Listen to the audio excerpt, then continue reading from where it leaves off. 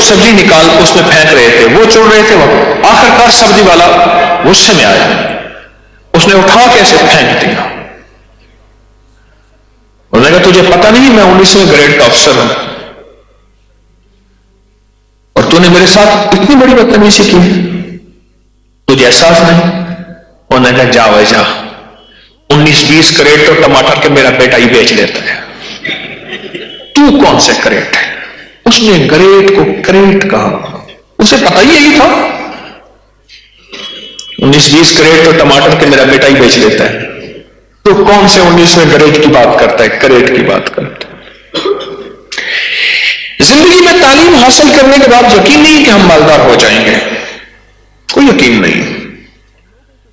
کتنے اعلیٰ تعلیم حاصل کیے ہوئے آج تک مالدار نہ ہو سکے، خوشحال نہ ہو سکے، دولت مند نہ ہو سکے، نامور نہ ہو سکے، دنیا میں شہرت، ملک قوم کا نام روشن، ماں باپ کا نام روشن نہ بن سکے۔ لیکن یہ یقین ہے ازل سے جس نے بھی سورۃ اخلاص سے، قرآن سے اور نورانی حروف سے اللہ اور اس کے حبیب کے نام سے دوستی کی ہے، اللہ نے دنیا میں اس کو چمکایا ہے، آخرت میں اس کو زندگی تابندگی دی ہے۔ لاہور میں حضرت پیر علی حجویری رحمت اللہ علیہ اور بڑی بڑی ہستیاں، نشان ہے اس بات کا، دلیل ہے اس بات کی کہ ان کے پاس کسی یونیورسٹی کی ڈگری نہیں تھی، ان کے پاس کسی یونیورسٹی کی کوئی سلیبس، کوئی نظام نہیں تھا، اور ان کے پاس ایک نام تھا اللہ اس کے حبیب کا، اس نام کو جپا، اس نام کو پکارا اور اس نام سے محبت کی، اس نام کے ساتھ تعلق بنایا، اللہ نے لوگوں کے دلوں میں ان کی محبت ڈال دی، اللہ نے لوگوں کے دلوں میں ان کی الفت ڈال دی، اللہ پاک جل شانہ نے لوگوں کے دلوں میں ان کی وفا اور ان کا احترام اور ان کے لیے نظروں میں پاکیزگی، حیا، شرم، حرم، عزت اللہ نے ان کے دلوں میں اور نظروں میں ڈال دی۔ میرے رب نے کہا جا، ہم تمہیں زندگی بھر روشن تابندہ رکھیں گے اور حیات رکھیں گے۔ ہمارے سامنے دو پیکج ہیں، ایک پیکج نہیں ہے، ہم زندگی کے دو انداز لے کر چل رہے ہیں، ایک موت سے پہلے کی زندگی ہے اور ایک مرنے کے بعد کی زندگی ہے۔ ہم تنہا کہاں ہیں؟ ہم مرنے سے پہلے کی زندگی کو بھی لے کر چل رہے، ہم مرنے کے بعد کی زندگی کو بھی لے کر چل رہے۔ ہاں بھائی، سو رہے جاگ رہے نہیں، کچھ سو رہے، یہ دیوار سے ٹیک لگانے والے خطرے میں ہوتے ہیں، ہم تو زندگی کا ایک نظام لے کے چل رہے ہیں۔ کس نے کہا ہے کہ قبر مٹی کا ڈھیر ہوتا ہے؟ حقیقتوں کا نظام ہے، اور کبھی کبھی اللہ جل شانہ اس قبر کے ذریعے سے حقیقتوں کو روشن کر کے دکھا دیتے ہیں۔ اس قبر کے ذریعے سے اللہ پاک ان حقیقتوں کو، حقائق سامنے آتے ہیں، قبر کھلتی ہے، یہ واقعہ ہو جاتا ہے، یا جنت کا باغ ہو جاتا ہے، یا جہنم کا گڑھا ہوتا ہے، حقیقتیں سامنے آتی ہیں اور 100% آتی ہیں، اللہ پاک دکھاتے ہیں۔ یہ نظام ہے اور حقیقت کا نظام ہے، یہ نظام ہے اور سچا نظام ہے اور حقیقت ہے، سچائی ہے۔ مجھے ایک صاحب کہنے لگے کہ ان کی قریبی عزیز خواب میں ملے کہ میری بخشش ہوئی، تو پوچھا کس عمل سے ہو؟ کس عمل سے؟ کہنے لگے جمعے کے دن عصر کی نماز کے بعد مجھے درود پاک 80 دفعہ پڑھنا ہوتا ہے، اور جس کے بارے میں روایات ہیں، آقا سرور کونین صلی اللہ تعالی علیہ وسلم نے فرمایا جو جمعے کے دن عصر کی نماز کے بعد اللہم صلی علی محمد النبی الامی وعلی آلہ وبارک وسلم تسلیما، یہ درود پاک 80 بار پڑھ لے۔ کتنی دفعہ؟ کتنی دفعہ؟ 80 دفعہ پڑھ لے، اللہ جل شانہ اپنی رحمت کاملہ سے، میرے آقا کملی والے کا فرمان ہے، اس کے 80 سال کے گناہ معاف کرتے ہیں اور 80 سال کی عبادت کا ثواب دیتے ہیں۔ کہا کہ بس میں نے یہ درود پاک پڑھا، اس درود پاک کی برکت سے رب نے میری بخشش کر دی۔ حقیقت ہے اور یہ سچ ہے اور کامل حقیقت ہے کہ اس اعمال کا زندگی میں مرنے سے پہلے بھی اثر ہے اور اعمال کا مرنے کے بعد بھی اثر ہے، بالکل سچی حقیقت۔ اور میں ایک بات اکثر آپ سے عرض کیا کرتا ہوں، आमाल के अंदर आमाल भी है, आमाल, आइन, आमाल, माल, मालदार, समझ गए? माल, को इलादा करें और माल को इलादा। आमाल से मुराद बरकतें, गैबी रिस्क, और ऐसी जगह से रिस्क जहां हदीस में आता है जो इस्तिगफार को लाजिम करार देता है, मेरे आका का फरमान का मफहूम है, उसको अल्लाह ऐसी जगह से रिस्क अता फरमाते हैं जहां से गुमान नहीं होता, ख्याल नहीं होता, एहसास नहीं होता, इदराक नहीं होता। ऐसी जगह से अल्लाह उसको रिस्क अता फरमाते हैं। ये आमाल है, आमाल है। फिर अल्लाह पाक जल्ल शानहू अगर वो आमाल का में इस्तिकामत अख्तियार करता है, इस्तिकामत यानी लगा रहता है, तो हो किसी भी हाल में मौला से लौ लगाए जाओ। हाल आएंगे, कभी ख्याल आएगा, कभी गुमान आएगा, कभी कहेगा ये दुकानदारी है, कभी कहेगा नहीं नहीं ईमानदारी है, कभी कहेगा शौकेबाजी है, कभी कहेगा क्या, तो हो किसी भी हाल में मौला से लौ लगाए जा। कभी मुश्किलात, कभी लोगों के ताने, कभी बातें, कभी परेशानियां, इनको नहीं, मंजिल तेरी आगे है, बहारों से गुजर जाओ। हर बर्ग पुकारेगा तुझे प्यार से 100 बार, और दामन में उलझ कर तुझे रोकेंगे बहुत खार। दामन को बचाता हुआ खारों से गुजर जा, मंजिल तेरी आगे है, बहारों से गुजर जा। हाल आएंगे तो हो किसी भी हाल में मौला से लौ लगाए जा। कुदरत जल जलाल में क्या नहीं, बस गिड़गिड़ाए जाओ। जो अमाल की इस्तिकामत पा गया, सुम्मस्तकामू, कुरान कहते हैं जिसको इस्तिकामत मिली, ततनज़्ज़लु अलैहिमुल मलाइका अल्ला तख़ाफू वला तहज़नु वअबशिरू बिल जन्नह। जो अमाल की इस्तिकामत पा गया, लगा रहा, बज़ाहिर नजर कुछ नहीं आ रहा, न दौलत, न दुनिया, न माल, न चीजें, कुछ बज़ाहिर नजर नहीं आ रहा, पर अमाल की इस्तिकामत पा गया। जो इस इस्तिकामत को पा गया, उस पे अल्लाह की रहमत के फैसले होते हैं, और अल्लाह उसकी नस्लों को पाल के दिखाते हैं। अल्लाह उसकी नस्लों को दौलत, इज्जत, रिज़्क़ के दरवाजे खोल के दिखाते हैं, और अल्लाह उसकी नस्लों के लिए गैबी निजाम चला के दिखाते हैं। इस्तिकामत पा गया। आज अगर सूरत इखलास से मोहब्बत है तो कल भी मोहब्बत। अभी 2-3 हफ्ते पहले एक अल्लाह के दरवेश से मिलना हुआ। इंडिया से एक दरवेश तशरीफ लाए, मैं उनकी ज़ियारत करने गया। अल्लाह के वली ऐसे टहल रहे हैं, तो मैं गया तो उन्होंने एक तस्वीर दी। कहने लगे एक तस्वीर मालदार है और जानदार है और शानदार है। ये तस्वीरें लकड़ी की तस्वीर थी, दे दी, और मुझसे फरमाने लगे कि सिर्फ एक तस्वीर सूरत इखलास की आप रोजाना पढ़ लिया करें। सिर्फ एक तस्वीर सूरत इखलास की रोजाना पढ़ लिया करें। उन्होंने मुझे खुसूसी तस्वीर भी दी और इसकी इजाजत भी दी। तस्वीर तो है नहीं मेरे पास, इजाजत है, और इजाजत का इत्तिसाल आप सोच नहीं सकते। कोई भी बड़ी शख्सियत हो ना, पर्सनैलिटी, कोई भी बड़ी शख्सियत हो, उस शख्सियत की फौरन सनद लेने के लिए इस शख्सियत ने फलां उस्ताद से पढ़ा, फलां प्रोफेसर से पढ़ा, फलां डॉक्टर से पढ़ा। अल्लामा इकबाल की शख्सियत का जब निजाम सामने आता है, शख्सियत सामने आती है, तो फौरन इकबाल के बड़े बड़े उस्ताद और बड़ी बड़े कद और बड़ी बड़ी हस्तियों के नाम आते हैं कि इकबाल ने इन हस्तियों से पढ़ा था। इसी तरह कोई भी अमल हो, उसके पीछे जो तवज्जुहात हैं किसी दरवेश की, वो इजाजत के साथ मिलती हैं। और इजाजत, मुझे एक साहब कहने लगे कुछ ज्यादा ही मैं पढ़ गया, किसी ने आपका दर्स सुनाया, दर्स में ये लफ्ज इजाजत आई, तो आपने कहा मैं सबको इजाजत दे रहा हूं। कि मैं अंदर अंदर हंस पड़ा, क्योंकि जो बंदा मुझे आपका दर्स सुनवा रहा था वो आपका बहुत अकीदतमंद था। तो then कहा मैं हंसा तो इसके पीर की तौहीन हो जाएगी, तो मैं अंदर अंदर हंस पड़ा। एक चीज है, इसकी इजाजत से क्या ताल्लुक है? लगे फिर मुझे आपके दर्स से कुछ चीजें मिली, मैंने वो की और फिर मुझे उसका फायदा हुआ। پھر میں درس کی طرف مائل ہوا.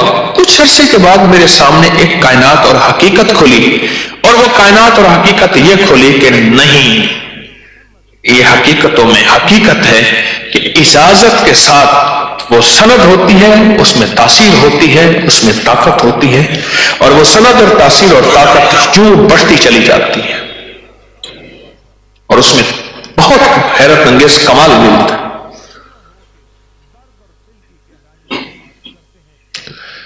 ہماری زندگی میں اگر استقامت ہو, اگر استقامت ہماری زندگی میں ہو اعمال پہ, اللہ غیب کے خزانے سے پھر نسلوں کو پالنے کے فیصلے کر دیتے ہیں. ہم بڑے کمزور ہیں, چھوٹے برتن والے ہیں, کشکول چھوٹا ہے, 4 دن کرتے ہیں, 4 دن چلتے ہیں, پھر کہتے ہیں کچھ نہیں ہوتا, کچھ نہیں ہوگا, بہت کر کے دیکھ لیا, چھوڑ دیتے ہیں. یا پھر کمزوری اور کیا دکھاتے ہیں, آج وہ کیا, کل وہ کیا, وہ چھوڑا وہ کیا, وہ چھوڑا وہ کیا, یہی اپنا نقصان کر بیٹھتے ہیں. ایک کمزوری یہ بھی ہے. میں بھی پچھلے درس کے بعد میں جلدی نکل گیا, مسافہ بھی نہیں ہوا, میں نے کراچی جانا تھا. اتوار کے دن ہم نے کشتی میں بیٹھ کے, بڑی کشتی تھی, اس میں چاول ڈالنے تھے سمندر میں. یاد رکھیے گا, جو بے جانوں کو کھلاتا ہے نا, بے زبانوں کو, اللہ اس کو زبان والوں کو کھلانے کا حق اور موقع بھی دیتا ہے. کئی لوگوں کے اعتراض سنے ہوں گے, یہ جو حج کے پیسے ہیں, یہ حج کیوں کرتے ہیں ہر سال حج, یہ غریبوں کا گھر بنوا دیں, بیواؤں کو پیسے دیتے. امام حسین, امام حسن اور بڑی بڑی ہستی صحابہ, آل رسول, اہل بیت, کسی نے 20 حج کیے پیدل, کسی نے 18, کسی نے 14, کسی نے 7 حج کیے, اور وہی ہستیاں تھیں جو سخاوت میں بھی سب سے آگے تھی. سائل جو آیا, 300 بکریاں کھڑی ہیں, 300 بکریاں دے دی, 4000 دینار دے دیے, 4000 درہم دے دیے, وہی لوگ تھے. اور یہ بے زبانوں کا رزق اللہ نے ہمارے ذمہ لگایا ہے, دیتا اللہ ہے. دیتا کون ہے؟ ہمارے ذمہ لگایا ہے. اچھا, کشتی میں نا وہ سارا چاول ڈال کے میں بیٹھ گیا. اب وہ کشتی میں کچھ مزدور بھی تھے, مالک بھی تھے. مجھے عجیب بات کہی, اور وہ بات ایسی کر کے میرے دل پہ ٹھا کر کے لگی. مجھے کہنے لگے کہ ہمارا باپ ملہ, کشتیوں والا, ہمارے خاندان سمندر میں زندگی ہماری گزری. یہ کشتی ہے انڈیا والوں کی پکڑی ہے, جو پکڑ لیتے ہیں پھر نیلامی ہوتی ہے, وہ ہماری پکڑ لیتے ہیں, ہم ان کی پکڑ لیتے ہیں. سرحد کے بعد جو سرحد کراس کر جائے, تو کہنے لگے یہ میری کشتی ہے. مجھے کہنے لگے زندگی میں پہلی دفعہ ایک شخص کو میں نے دیکھا ہے کہ وہ مچھلیوں کو کھلا رہا ہے. لوگ تو مچھلیاں کھانے آتے ہیں اور مچھلیاں پکڑنے آتے ہیں, مچھلیاں مارنے آتے ہیں. کوئی پہلا زندگی میں نے بندہ دیکھا ہے جو مچھلیوں کو کھلا رہا ہے.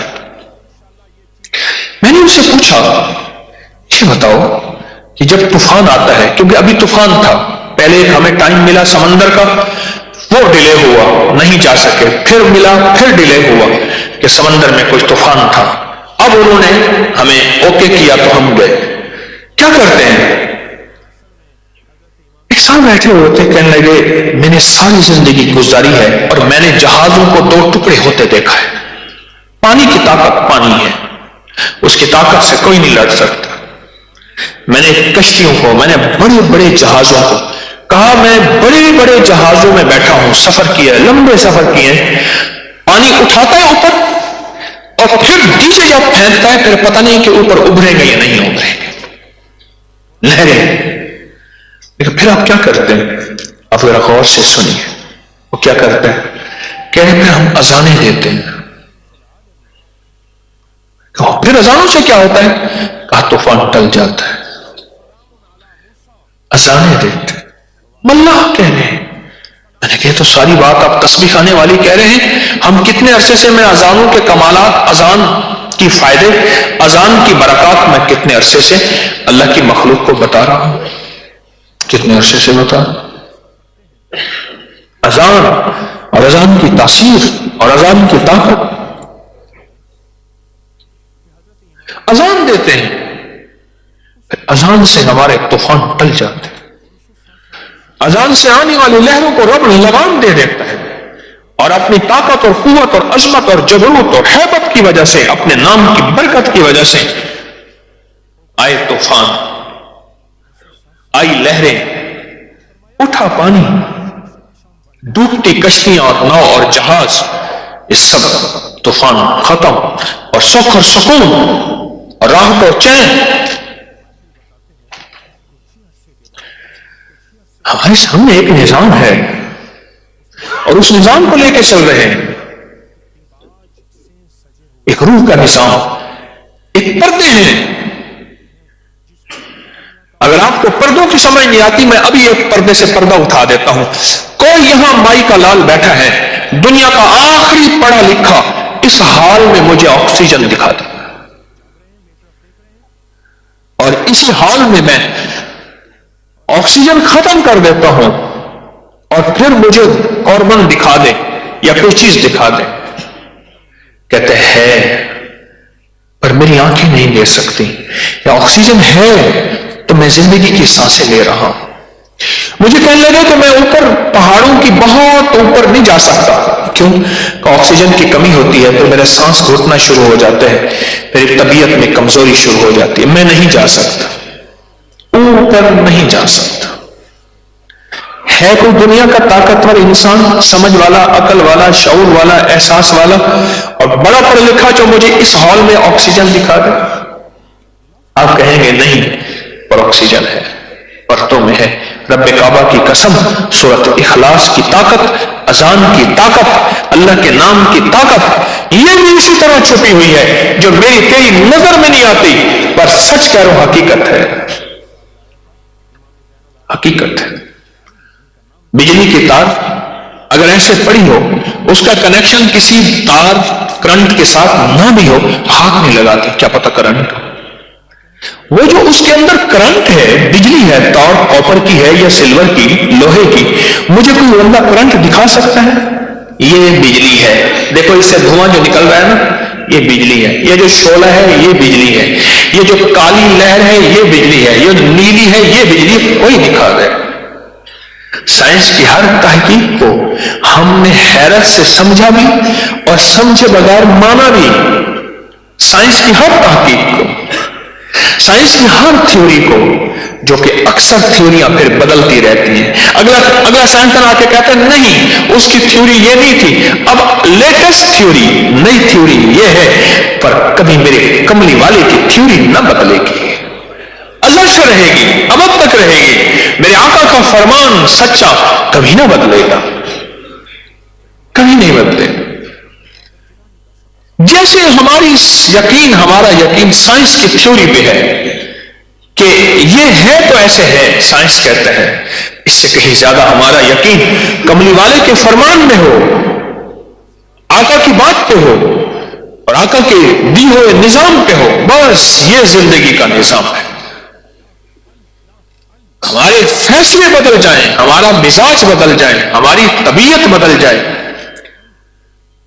ہم بدل جائیں، اور ہمارے اندر ایک کیفیت ہو کہ بس حضور کا فرمان ہے، مجھے سمجھ آئے نہ آئے، بس میری عقل مانے نہ مانے، میری طبیعت، میرے دل، میرے دماغ، میرے احساس، میرے ادراک میں یہ چیز اترے یا نہ اترے، پھر میرے آقا نے جو فرما دیا حق حق اور سچ ہے، یہ یقین ہو، اور اس طرح کا کامل یقین ہو۔ ہم خوشحالی کے راز بیان کر رہے ہیں، اور 10واں خوشحالی کا جو راز ہے، ہم 10 راز بیان کر چکے، جن میں نظر بد کے اوپر 4 درس ہوئے، جبکہ وہ ادھورا باب ہے، ہم نے وہ باب پورا کرنا ہے۔ ابھی نظر بد کے اوپر میں نے پوری بات نہیں کر سکا، تو پچھلے درس سے ہم نے سورۃ اخلاص کو بیان کیا، آج سورۃ اخلاص کو ہی بیان کر رہے ہیں، اور ہمارا پہلا درس تھا جس میں ہم نے 40,000 دفعہ مل بیٹھ کے سورۃ اخلاص پڑھی، اور صرف 10 منٹ لگے تھے سارے۔ آج بھی اسی طرح ہم نے سورۃ اخلاص پڑھنی ہے، اور یہ خوش قسمت اور نصیب والوں کے لیے ہے جو ان 11 درسوں میں اہتمام سے شامل ہوں گے۔ نصیب والا ہوگا، کوئی قسمت والا ہوگا، کوئی مقدر والا ہوگا جو اپنی نسلوں کے لیے دولت، عزت، رزق، روح، روحانیت اور سچی حقیقتیں لینا چاہتا ہے۔ یقین جانیے کیا پتا میرے دائیں بائیں کوئی ایسا بندہ بیٹھا ہو جو میرے مطابق بالکل حقیر ہو، بے حیثیت ہو، اور اللہ کے ہاں اس کا بڑا مقام ہو، مجھے کوئی خبر نہیں۔ میرے دائیں بائیں کوئی ایسا شخص بیٹھا ہو، میرے سامنے اس کی کوئی حقیقت نظر نہیں آ رہی، اللہ کے ہاں اس کا بڑا مقام ہے، مجھے کیا خبر، مجھے کوئی خبر نہیں۔ حضرت جابر بن عبداللہ رضی اللہ عنہ سے روایت ہے، رسول اللہ صلی اللہ تعالی علیہ وسلم نے ارشاد فرمایا، تین کام ایسے ہیں اگر کوئی ایمان کی حالت میں انہیں کرے تو جنت کے جس دروازے سے چاہے داخل ہو جائے اور حور عین سے جہاں چاہے شادی کر دی جائے گی۔ تین کام، تین کام، تین کام، اللہ، حور عین سے شادی ہو جائے گی۔ انہوں نے کہا بندہ بوڑھا کب ہوتا ہے؟ انہوں نے کہا جب رات کو بہت دیر ہو جائے، سہیلی کو اور بیوی کہے کہ ذرا انہیں گھر چھوڑائیے، آپ سمجھنے بندہ بوڑھا ہو گیا۔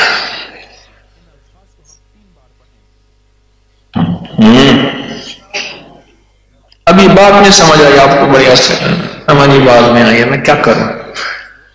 بندہ سمجھ لے پھر بوڑھا ہو گیا۔ جب مئی کہے کہ میری سہیلی کو رات ہو گئی، دیر ہو گئی، آپ ذرا گھر چھوڑائیں، حوریں آئی حوریں آئی۔ ایک مائی بیٹھی رو رہی تھی، وہ کہنے لگی ہائے میرا گھوڑیاں والا میرا، انہیں کہا ماں تو تیرے گھر تو کتا بلی کچھ نہیں، طوطا ہی نہیں تھا، بلی نہیں تھی، تو کرے گھوڑیاں والا، کہہ رہے اس نے ارادہ کیا تھا میں گھوڑے پالوں گا، تو اس لیے میں کہہ رہا ہوں میرا گھوڑیاں والا۔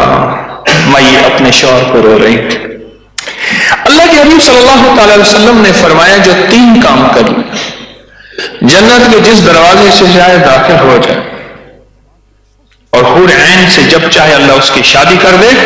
پہلا کام جو آقا نے فرمایا جس نے اپنے قاتل کو معاف کر دیا، دوسرا چھوٹا موٹا قرضہ بھی ادا کر دیا۔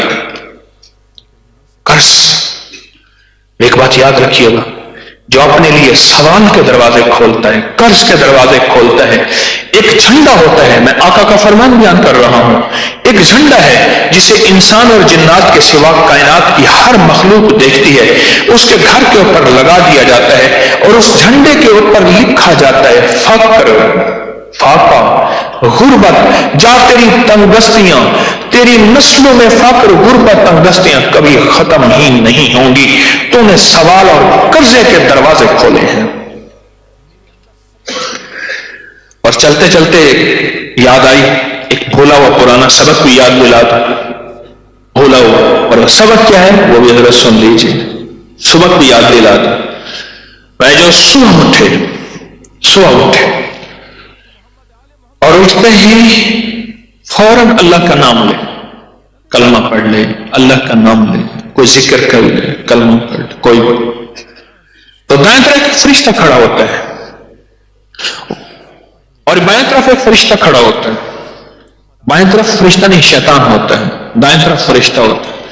فرشتہ اٹھتے ہی اس کو پیغام دیتا ہے کہ اللہ کا نام لے، اور شیطان اٹھتے ہی اس کو پیغام دیتا ہے دنیا، چیزیں، گھر، کاروبار، فلاں الجھنوں کو سوچ، آج کیا بنے گا، فلاں کا کیا بنے گا، فلاں کیا بنے گا۔ اب تو اگر اس نے اللہ کا نام لے لیا تو دائیں طرف والا فرشتہ اپنے رجسٹر پہ روحانی اور نورانی حروف سے ایک لفظ لکھتا ہے، وہ لفظ ہے غنا، غنی، جا تیری نسلوں کو تجھے رب نے غنی کر دیا، اور جسے اللہ غنی کر دے اسے کون فقیر کر سکتا ہے؟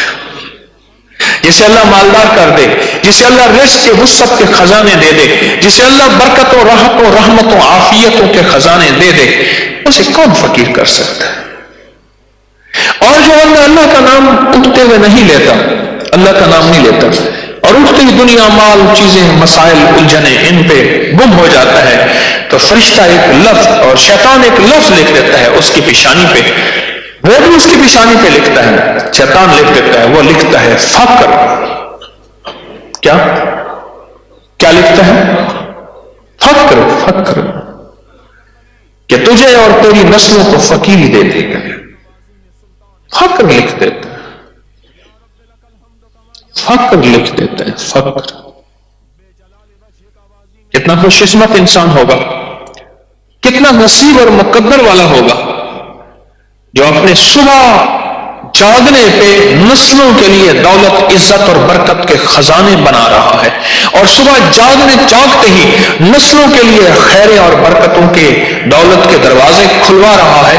اور یہ وہ بندہ ہے جو اپنی نسلوں کے لیے کچھ بیلنس چھوڑ کے جا رہا، برکتوں کا، دولتوں کا، عزتوں کا، رزق کا، صحت کا، وسعت کا، راحت کا، عافیت کا۔ بس چھوٹا سا ایک عمل ہے، نیند کھلتے ہی منہ پہ اللہ کا نام ہی آ جائے، وہ چاہے اللہ جائے، اور سب سے بہترین لا الہ الا اللہ محمد الرسول اللہ، سب سے بہترین ہے۔ اگر جو 3 کام کر لے، 2 کام میں نے بتا دیے، قاتل کو معاف کر دے، اور چھوٹا موٹا قرض ہے وہ بھی اتار دے، اور تیسرا کام ہر فرض نماز کے بعد 10 مرتبہ قل ہو اللہ پڑھ لے، بس۔ آپ بتائیں کون سا مشکل؟ صرف 10 مرتبہ سورۃ اخلاص پڑھ لے ہر نماز کے بعد، یہ میرے آقا کا فرمان ہے، اور 3 حدیثوں کی باقاعدہ سندیں ہیں، ہر نماز کے بعد 10 سورۃ اخلاص پڑھ لے۔ حضرت ابوبکر صدیق رضی اللہ تعالیٰ عنہ میرے آقا کے جو صحابہ آل رسول غلام ہیں، ان پہ قربان جائیں، ہمارے لیے سہولت کے پیکج بھی وہ اکٹھے کر گئے۔ اب دیکھیں اس سوال میں ایک سہولت نکل رہی ہے۔ اب سوال سنیں کہ یا رسول اللہ، سوال کیا کیا ان میں سے اگر کوئی ایک بھی عمل کر لے، وہ تینوں نہیں کر سکتا، کوئی ایک بھی کر لے؟ تو میرے آقا نے فرمایا ہاں، کوئی ایک بھی کر لے تو جنت کے 8 دروازے کھل گئے، ایک بھی کر لے، صرف 10 دفعہ سورۃ اخلاص ہر نماز کے بعد پڑھیں۔ ایک اور روایت میں ہے جو ہر نماز کے بعد 10 دفعہ سورۃ اخلاص پڑھے، جب موت آئے گی اللہ اس کو شہیدوں میں شمار کر لے گا۔ ایک صاحب نماز جمعہ پڑھ رہے تھے، دھوپ کی وجہ سے ان کو پسینہ گر رہا تھا۔ صدیق اکبر رضی اللہ عنہ نے دیکھا اور فرمایا کہ اللہ کے بندے، اس پسینے کی قدر کرنا، اس کا ایک ایک قطرہ شہید کے خون کے بقدر تولا جائے گا، جو نماز کے لیے پسینے کے قطرے گرے۔ سورۃ اخلاص آپ 10 دفعہ پڑھیں اور آج ہی پڑھیں، اور اللہ پاک کا نظام ہے کہ زندگی کا آج آخری دن تھا، میں 100% یقین سے کہہ رہا ہوں، ایک 90 سال پڑھے، ایک 90 دن پڑھے، اور ایک کچھ بھی نہ پڑھے، بس پڑھے، اور اگلا لمحہ اس کا اس دنیا سے رخصتی کا تھا، اللہ کے امر سے، اللہ کے نظام ہے، یقین جانیے وہ سیدھا کا سیدھا اللہ کی اس انعام کو پا جائے گا، اللہ کے اس اعلان کو پا جائے گا، اور اس نظام کو پا جائے گا۔ کون سا نظام؟ کہ جا تیرے لیے جنت کے سارے دروازے کھل گئے اور حور عین سے تیری شادی ہو گئی، اس کو نظام کو فوراً پا جائے گا، فوراً فیصلہ ہے، فیصلہ ہے۔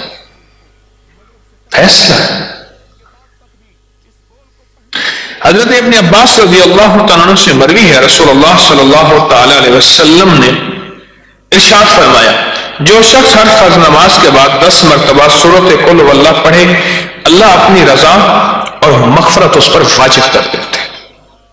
یہ اگلا فائدہ ہے، رضا سمجھ نہیں سکتے، سبحان اللہ و بحمدہ عدد خلقہ ورضا نفسہ وزنۃ عرشہ ومداد کلماتہ، اس کی رضا۔ قیامت کے دن جب جنتی جنت میں چلے جائیں گے اور اللہ نہ کرے جہنمی جہنم میں چلے جائیں گے، اللہ جل شانہ چاہیں گے جنتیوں تمہیں پتہ ہے اب میں تمہیں ایک تحفہ دینے لگا ہوں، جنتی حیران ہوں گے، جو ملنا تھا مل گیا، اگلا تحفہ کیا ہوگا اور اس سے اگلی چیز کیا ہوگی؟ تو اعلان ہوگا کہ میرے بندو آج میں تمہیں اپنی رضا دے رہا ہوں۔ آخری چیز جو جنتی کو بھی جنت میں ملے گی وہ کون سی چیز ہوگی؟ اللہ جل شانہ کی رضا ہے اور اور جب میں تم سے راضی ہو گیا آج کے بعد تم سے ناراض ہی نہیں ہوں گا. اور سورۃ اخلاص ہر نماز کے بعد 10 دفعہ پڑھنے والے کو میرا اللہ اپنی رضا دے رہا ہے. کیا نعمت ہے، کیا کمال ہے. خوشحالی کا راز، دنیا آخرت کی برکتوں کا راز، دنیا آخرت کی خوشیوں کا راز سورۃ اخلاص ہے. سعید ہے، سعادت مند ہے، بخت والا ہے جس کی زبان پہ سورۃ اخلاص زبان پہ آئے گی. کل ایک صاحب کہنے لگے جی آپ نے ذکر بتایا تھا حامیم لا ینصرون 60 لاکھ سے زیادہ ہو گیا ہے. ایک اور صاحب کہنے لگے اور آپ نے ہمیں ذکر بتایا تھا ہمارا 4.5 کروڑ ہو گیا ہے. کوئی کہتا ہے اتنا ہو گیا ہے. میں اکثر پوچھتا ہوں، میں نے کہا یہ بتاؤ آج تک کبھی سوچا تھا کہ اتنا ذکر میری زبان پہ کبھی جاری ہو سکے گا؟ کہنے لگا نہیں. میں نے ایک صاحب بیٹھ ہوئے ان سے میں نے کہا 3 تسبیحات. کہنے لگے مرشد میں کیا کروں؟ ریٹائر ہو گئے تھے تازہ ایک محکمے سے 18ویں سکیل سے. تو مجھے کہنے لگے کوئی وظیفہ. میں نے کہا 3 تسبیحات کر لیا کریں، ایک تسبیح درود پاک کی، ایک تسبیح کلمے کی، تیسرے کلمے کی اور ایک استغفار کی. تو وہ 3 تسبیحات جو انہوں نے صبح شام سنی، کہنے بس کمزور سا بندہ ہوں، یہ الفاظ مجھے آج بھی یاد ہیں. حضرت میں کمزور سا آدمی ہوں، یعنی یہ 3 تسبیحوں بھی میرے بس میں نہیں ہے. میں نے کہا اللہ پاک کی توفیق سے ہو جائے گا. وہی آدمی تھا جس نے اربوں سورۃ اخلاص پڑھی تھی، اربوں. اور درود پاک اس نے 1 ارب 2 ارب پتہ نہیں کتنے پڑھا، پتہ نہیں کتنے ذکر. مجھے کہنے لگے کہ میں جب ذکر کرنے بیٹھتا ہوں اس سفید رنگ کی مخلوق ہے وہ میرے ساتھ آ کے بیٹھ جاتی ہے، وہ بھی ذکر شروع کر دیتی ہے اور میں اپنا ذکر کر کے نا میرے کھاتے میں ڈالتے جا رہے ہوتے ہیں، میرے کھاتے میں ڈال رہے ہوتے ہیں. میں دیکھتا ہوں تو وہ میرا حساب پر بڑھ جاتا ہے اور پھر میں جتنا توجہ سے ذکر کرتا ہوں وہ سفید مخلوق جو ہے یقیناً وہ فرشتے ہیں اور بڑھ جاتے ہیں اور وہ ذکر شروع کر دیتے ہیں اور پھر ذکر میرا بڑھتا چلا جاتا ہے، بڑھتا چلا جاتا ہے، بڑھتا چلا جاتا ہے، بڑھتا چلا جاتا ہے. میرے جی میں آیا ایک دفعہ میں ان کو خواب میں دیکھوں. میں نے وہ عمل کر لیا. کون سا عمل؟ جو آپ کو بتایا ہوا ہے، پھر بتا دیتا ہوں. کسی عزیز کو، مرحوم کو خواب میں دیکھنا ہو تو 4 رکعت نماز نفل پڑھیں سوتے وقت، پاک صاف ہو کے وہ باوضو، اور پہلی رکعت میں سورۃ فاتحہ کے بعد الہاکم التکاثر پڑھیں، اس طرح دوسری رکعت میں، اس طرح تیسری رکعت میں. یعنی جہاں سورت ملانی ہے تو وہاں سورۃ الہاکم التکاثر ملا، اور اس کے بعد درود پاک پڑھتے پڑھتے پڑھتے پڑھتے سو جائیں. کسی کو جلدی، کسی کو دیر میں اظہار ہوتا ہے، اظہار ہوتا ہے. تو میں نے ایسے خیال کیا. اچھا میں ایک چیز اور اضافہ بھی کر لیتا ہوں، آپ کو بھی عرض کر دوں. جس ہستی سے ملاقات میں نے کرنی ہو پھر اس کو میں نفلی اعمال مسلسل ان کو ہدیہ کرتا ہوں. اور اگر کسی ہستی سے میری ملاقات ہو جاتی ہے تو اس کا مطلب یہ ہوا میرا کمال نہ ہوا، اس قرآنی عمل کا کمال ہوا. میں کہوں کہ مجھے ہستیوں سے ملاقات ہوتی ہے لہذا میں کوئی صاحب کمال ہوں، نہ، ایک کمال تو اس عمل کا ہوا نا، ان نوافل کا کمال ہوا، ان نوافل کی برکت ہوئی. آپ بھی کر لیں، اور کئی بے شمار کرتے ہیں اور ان کو بڑی بڑی ہستیوں کی زیارت اور دیدار ہوتا ہے. الٹی ہی چال چلتے ہیں دیوان گانے عشق، الٹی ہی چال چلتے ہیں دیوان گانے عشق، آنکھوں کو بند کرتے ہیں دیدار کے لیے، آنکھوں کو بند کرتے ہیں دیدار کے لیے. میں نے ان کے جو نقشے جلوے دیکھے ہیں نا آپ کو بند نہیں کر سکتے. اللہ سورۃ اخلاص کی بات آئی تو میں نے سورۃ اخلاص کا یہ آپ کو عمل کا نتیجہ بتا رہا ہوں کہ ہمارا کوئی بولا ہوا لفظ کبھی ضائع نہیں جائے گا.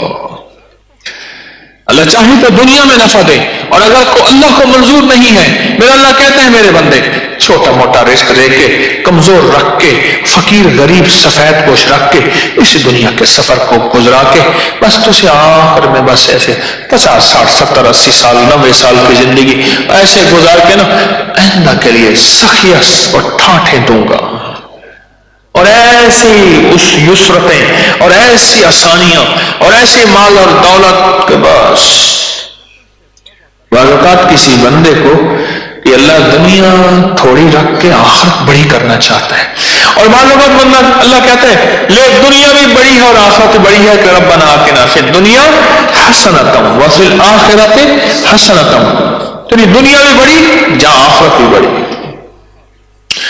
میں وہ اظہار نہیں کر سکتا، جنت کو بیان میں کیسے کر سکتا ہوں، جنت کو میں بیان کیسے کر سکتا ہوں، میں کیسے بیان کر سکتا ہوں، میں وہ اظہار نہیں کر سکتا کہ اس شخص کے اوپر سورۃ اخلاص کی انوارات کی بارش اور سورۃ اخلاص کی تجلیات کی بارش اور سورۃ اخلاص کے کمالات کی بارش کتنی تھی، اور وہ کتنے نازوں میں اور کتنی خیروں میں اور کتنی برکتوں میں اور کتنی عزتوں اور دولتوں میں تھا، آپ سوچ نہیں سکتے.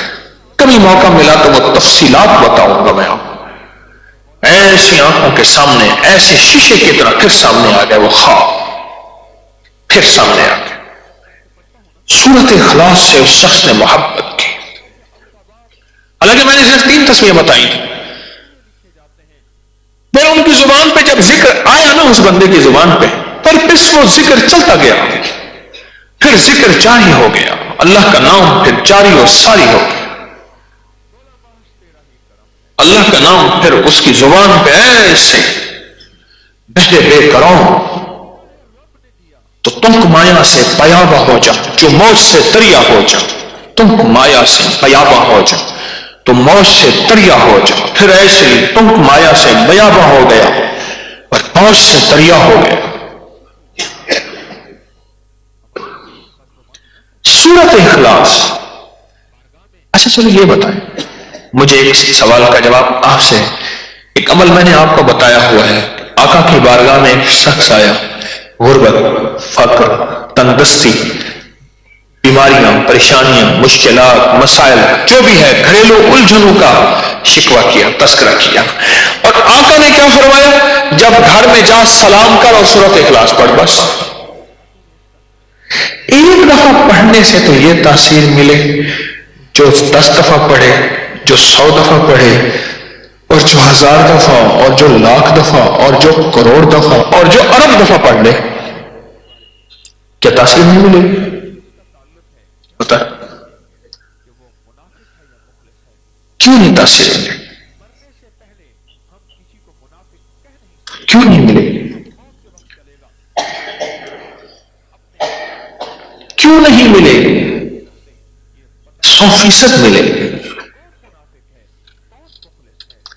نسلوں کو ملتی اور نسلوں کے لیے راحتیں، برکتیں اور تمندری کے فیصلے ہوتے ہیں، اور نسلوں کے لیے خیروں کے فیصلے ہوتے ہیں. سال کی ساری میری گفتگو براہ راست اللہ کے ساتھ بندے اور اللہ کو جوڑنے کا معاملہ ہے. میری ساری گفتگو کا مقصد یہی ہے، اللہ اور بندہ براہ راست آپس میں جڑ جائے، آپس میں محبتیں اور پیار کا. ساری گفتگو کا مقصد یہی ہے، اللہ اور بندے کی دوستی کروانا. حضرت داؤد علیہ السلام نے اللہ سے پوچھا کہ اللہ میں آپ کا محبوب بننا چاہتا ہوں. تو اللہ پاک نے کیا فرمایا، داؤد میرے روٹھے ہوئے بندوں کو مجھ سے ملا لے تو میرا محبوب بن جائے گا. میرے بندے مجھ سے روٹھے ہوئے ہیں، مجھ سے دور ہیں، مجھ سے پرے ہیں، ان کو میرے قریب کر دے، مگر میرا داؤد تو میرا محبوب بن جائے گا. کمال ہے. یا اللہ میں آپ کا محبوب بننا چاہتا ہوں.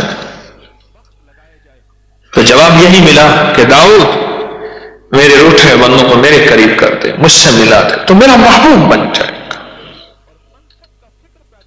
یہ سارا کی ساری میری کوشش، میری محنت، اگر میری نیت ٹھیک ہے، مرنے سے پہلے میں آپ کو مخلص کہہ نہیں سکتا، اور ویسے بھی منبر اور کرسیوں اور مسندوں پہ بیٹھنے والے اپنے آپ کو کیسے مخلص کہہ سکتے ہیں، اور 4 بندوں میں شہرت پانے والے ویسے بھی کیسے کہہ سکتے ہیں کہ ہم مخلص ہیں؟ وہ تو موت کے وقت پتہ چلے گا۔ اور اگر خلوص ہے، احساس اخلاص سچا ہے، تو پھر یقین جانیے اخلاص اگر سچا ہے، کام بڑا ہو رہا، اللہ اور بندے کے معاملے بہتر ہو رہے، اللہ اور بندہ مل رہا، آپس میں محبت بڑھ رہی، پیار بڑھ رہا۔ میرے رب کو سب سے زیادہ جو چیز پسند ہے، آج بتاؤں، سب سے زیادہ جو چیز پسند ہے، حج پسند ہے، روزہ پسند ہے، نماز پسند ہے، تسبیح پسند ہے، ذکر، صدقہ، خیرات، ساری عبادتیں، تلاوتیں، ذکر، اعمال، سب کچھ پسند ہے۔ لیکن میرے رب کو سب سے زیادہ جو چیز پسند ہے نا، وہ پسند ہے ساری، رونا، توبہ، ندامت، استغفار۔ سب سے زیادہ میرے رب کو یہ چیز پسند ہے۔ اور تسبیح خانہ جو پیغام دے رہا، وہ اس رجوع کی طرف لا رہا کہ نستغفرک ونتوب الیک، مولا جو زندگی بس گزری ہے، اس پہ ندامت کے آنسو ہیں، اس پہ سر جھکنا ہے، اس پہ نظروں کو جھکا دینا ہے، اور معافی کا خواستگار اور طلبگار ہوں آقا، بس تیری رحمت کا طلبگار ہوں۔ سب سے زیادہ جو تسبیح خانہ پیغام دے رہا، جہاں تسبیح ذکر عمل دے رہا، وہاں سب سے زیادہ جو پیغام دے رہا، وہ یہ پیغام دے رہا، وہ یہ پیغام دے رہا، اللہ سے دوستی، اللہ سے تعلق۔ اور سورۃ اخلاص رب کی صفات ہے۔ میں نے پچھلے درس میں ایک بات کی تھی، یہودیوں نے اپنی تورات کا حوالہ دے کے میرے آقا سے عرض کیا کہ آپ، ہماری تورات میں تو اللہ کی صفات ہیں، آپ کے قرآن میں اللہ کی کیا صفات ہیں؟ تو فوراً سورۃ اخلاص نازل ہوئی۔ آؤ میں بتاؤں میرے اللہ کی کیا صفات ہیں۔ قل هو اللہ احد۔ میرے حبیب ان کو کہیں ٹھہر جاؤ ذرا، ادھر بیٹھو بیٹھو بیٹھو بیٹھو، وہی آئی، کہیں آپ ان سے فرما دیں قل هو اللہ احد اللہ الصمد لم یلد ولم یولد ولم یکن له کفوا احد۔ ایک عرب کا شاعر گزرا ہے بہت بڑا، وہ کہتا ہے کہ میں نے دنیا کی بہت بڑی بڑی شاعریاں دیکھی ہیں، بہت بڑی بڑی شاعریاں، بہت بڑی بڑی شاعریاں دیکھی ہیں، بہت عرب تو فی البدی کچھ شاعر تھے نا، طلال بدر، یہ جو ہے یہ ان کو کسی نے سکھایا نہیں تھا بچوں کو۔ آقا جب تشریف لائے پہاڑی پہ چڑھے تھے مدینہ منورہ میں، اور پہاڑی سے ایسے اترے نا تو جیسے چاند ایک دم سامنے آتا ہے، تو بچوں نے کہا دیکھو چودھویں کا چاند آ گیا، انتظار میں تھے مدینہ والے کہ اللہ کے حبیب مکہ سے مدینہ ہجرت کر کے اپنے رفیق سفر صدیق اکبر رضی اللہ کے ساتھ تشریف لا رہے ہیں۔ وہ ان کو کسی نے پڑھایا نہیں تھا، عرب کا ہر بچہ شاعر تھا، اور چٹا ان پڑھ پر شاعر تھا، بالکل شاعر تھا، شاعر تھا۔ میں بھی کراچی کی مارکیٹ میں جوڑیا بازار میں پھرتا رہا تو بابا جی بیٹھے تھے، گفتگو زیادہ نہیں کرتے تھے، پان منہ میں لے کے بیٹھے ہوئے تھے۔ تو میرے بیٹے کہنے لگے کہ ان کے پان جو چبا رہے ہیں ان کے جبڑے تھک نہیں جاتے؟ میں نے یہ سوال پھر ان سے کیا، میں نے کہا آپ کے جبڑے نہیں تھک جاتے؟ کہنے لگے جب میں نہ اپنا پان چباؤں پھر درد ہونا شروع ہو جاتے ہیں۔ تو وہ گفتگو کم کرتے تھے، اشاروں سے باتیں زیادہ کرتے تھے، اشاروں سے باتیں زیادہ کرتے تھے۔ ان کی بات کیا بتاؤں آپ،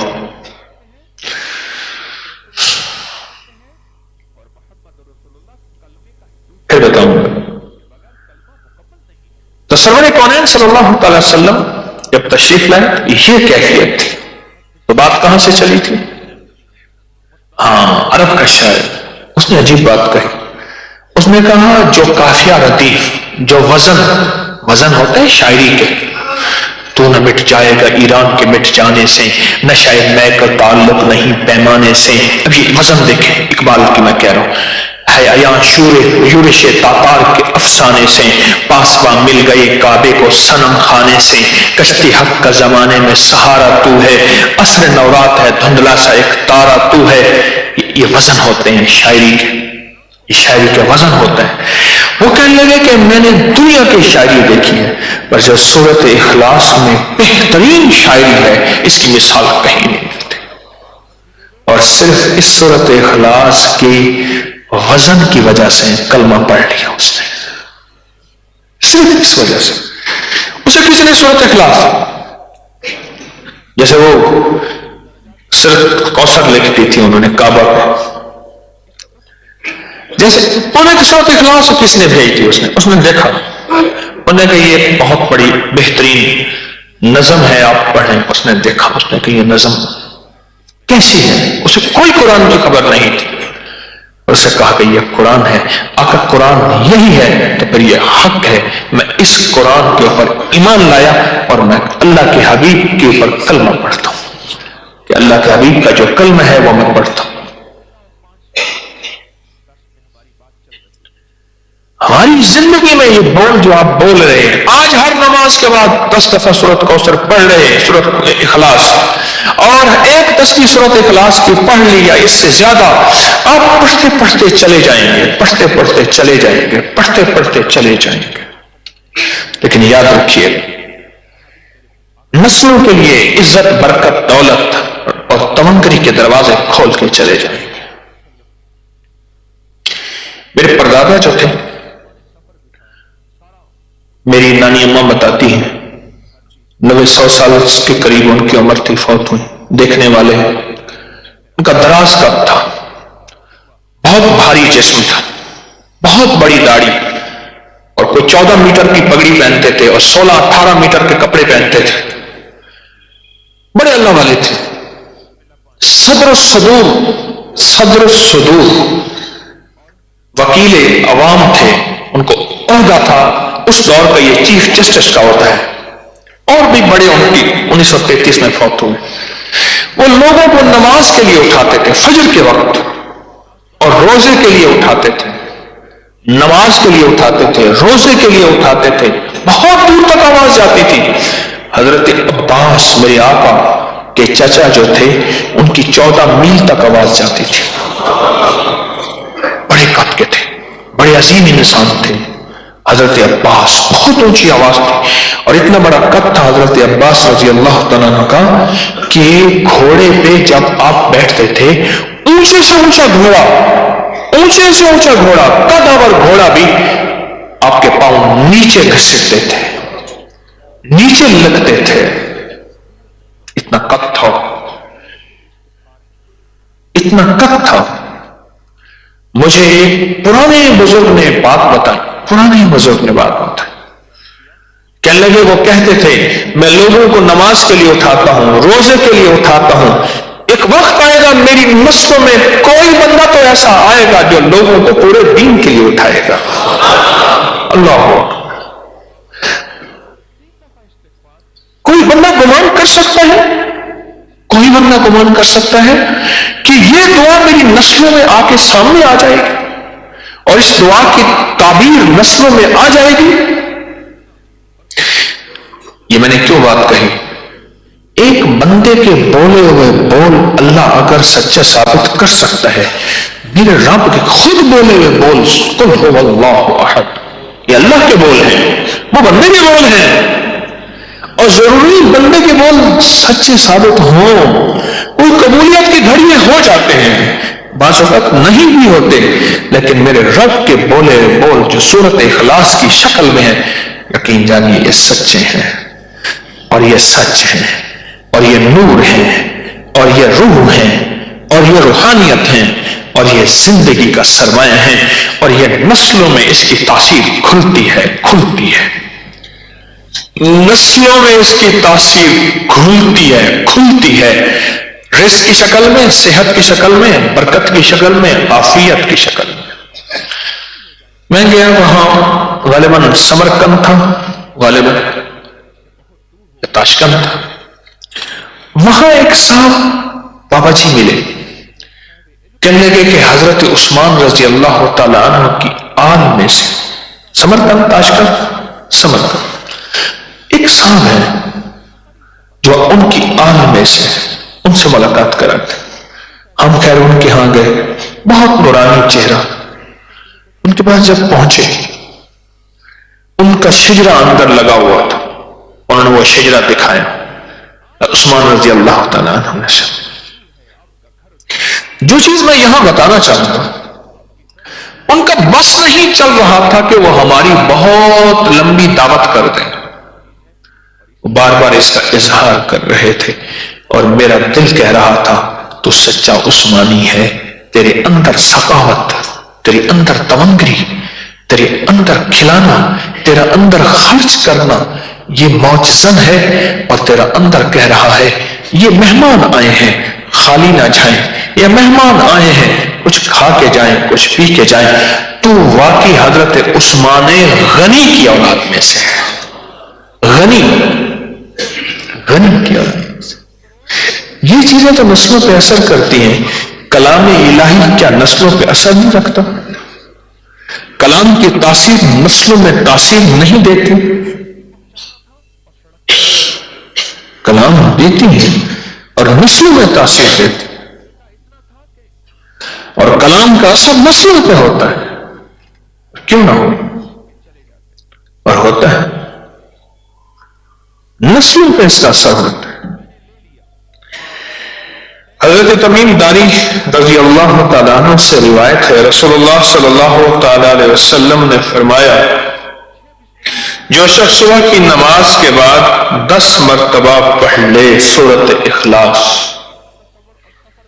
تو اللہ اس کے لیے 40,000 نیکیاں لکھ دیتے ہیں. کتنی نیکیاں؟ 40,000 نیکیاں لکھ دیتے ہیں. حضرت معاذ رضی اللہ سے روایت ہے، آقا کا فرمان ہے، جو کوئی سورۃ قل هو اللہ 10 مرتبہ پڑھے، اللہ اس کے لیے جنت میں گھر بنائیں گے، ایک محل بنائیں گے. حضرت رضی اللہ تعالیٰ نے فرمایا تو پھر تو میں کثرت سے پڑھوں گا، پھر تو میں کثرت سے پڑھوں گا.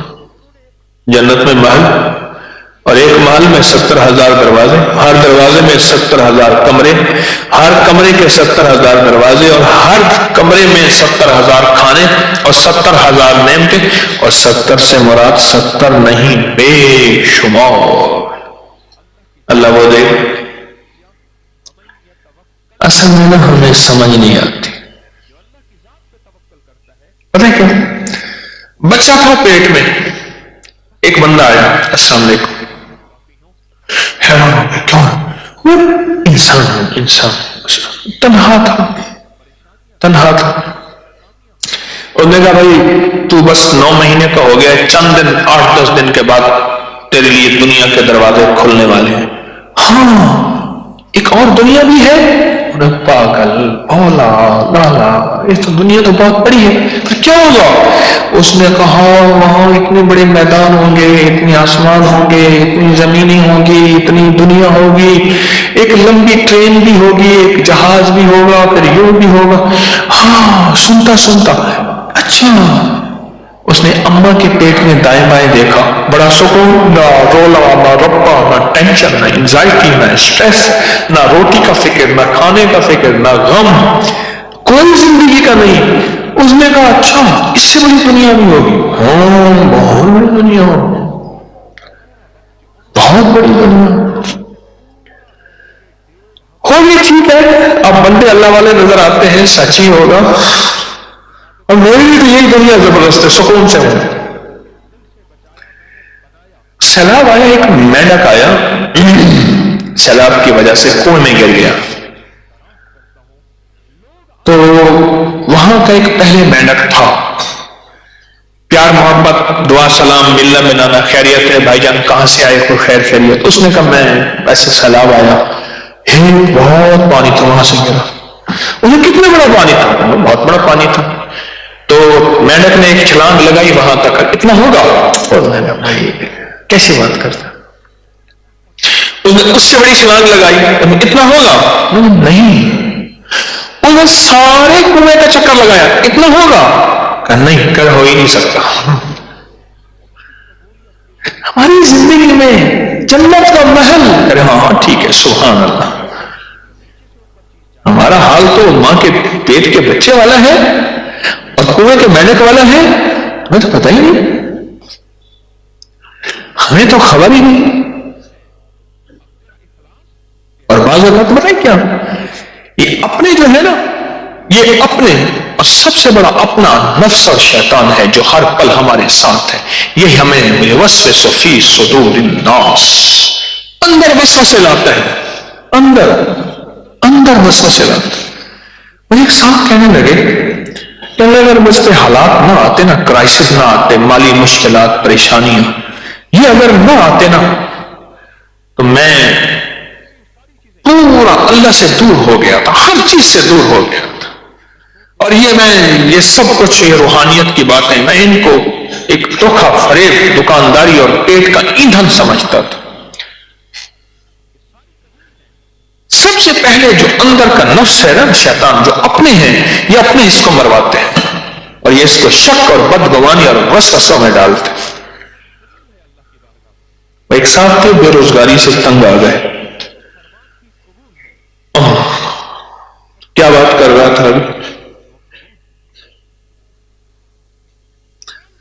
ایک صاحب تھے بے روزگاری سے تنگ آ گئے، تو کہیں جا رہے تھے تو آگے ایک صاحب ملے. کیا ہوا؟ انہوں نے کہا بس اب مر جائیں گے. اور میں فرشتہ ہوں موت کا، تجھے ایک بہترین عمل بتا دیتا ہوں، رنگا جائے گا. میں تجھے نظر آؤں گا جس بندے کی روح کا.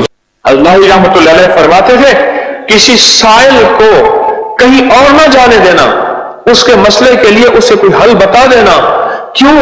انسان احسان کا غلام ہے، جہاں جائے گا اسی کا ہوگا. بڑی باریک بات ہے، بڑوں کی کتنی گہری سوچ ہے.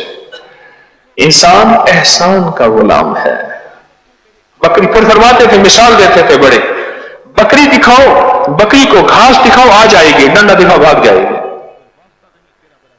کوئی سائل آیا ہے، کوئی منگتا آیا ہے، کسی مشکل، الجھن، پریشانی، کسی دکھ کا مارا ہوا، اسے کوئی راہ بتا دینا، کوئی تسبیح بتا دینا، کوئی ذکر بتا دینا، کوئی اللہ کا نام بتا دینا، 70 شفائیں، کوئی اللہ کا نام بتا دینا، دے دینا. اور خالی نہ بھیجنا. اگر خالی بھیجا کہیں ایسی گمراہیوں میں چلا جائے گا جہاں واپسی ناممکن ہوگی.